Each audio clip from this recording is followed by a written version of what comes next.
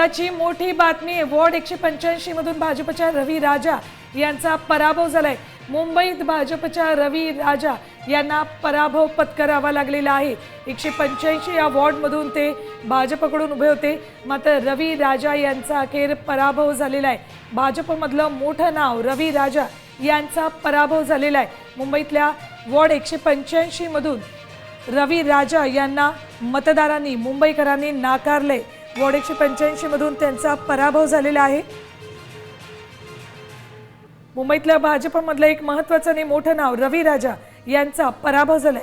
Ward 185 मधून ते उमेदवार होते, मात्र तिथे मतदारांनी त्यांना नाकारले।